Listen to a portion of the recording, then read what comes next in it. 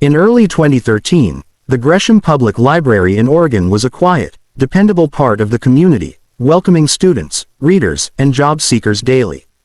But beneath its calm surface, something disturbing was taking shape. It started with subtle incidents. A 22-year-old college student named Marissa Lane told a librarian that a man had been staring at her for hours.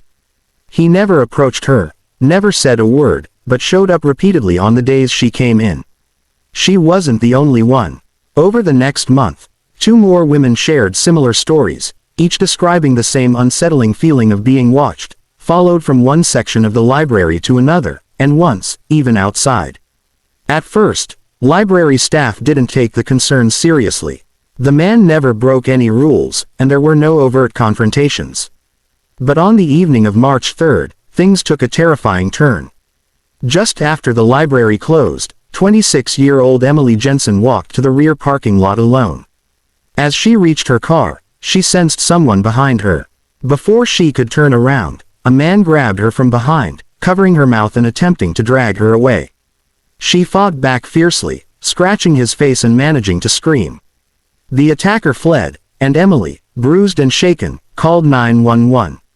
Her description matched the man reported by the other women. Now, the police took it seriously. Detectives pulled surveillance footage and noticed a pattern. A particular man, wearing maintenance gear, appeared repeatedly in the background, never interacting, always watching. He was identified as 34-year-old Jason Reeves, a part-time janitor contracted to clean the building during off hours. On the surface, Reeves had no serious criminal record. But digging deeper, detectives found a sealed juvenile case and a harassment complaint from a previous job. What cracked the case open was the discovery that Reeves had accessed public computer logs, using internal records to see which patrons were using specific machines. He had even pulled names from checkout cards and searched for several women online. When police searched his apartment, they found a disturbing journal. Inside were detailed notes tracking the habits of several female library patrons. Some pages included sketches, others described fantasies that mirrored the attack on Emily. Reeves was arrested and charged with attempted sexual assault, stalking, and unlawful use of surveillance. His trial began in October.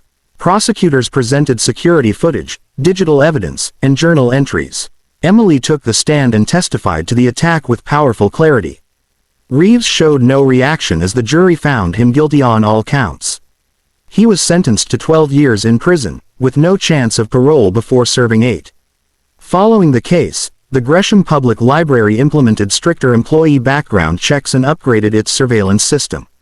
They also revised privacy policies for patrons using public computers.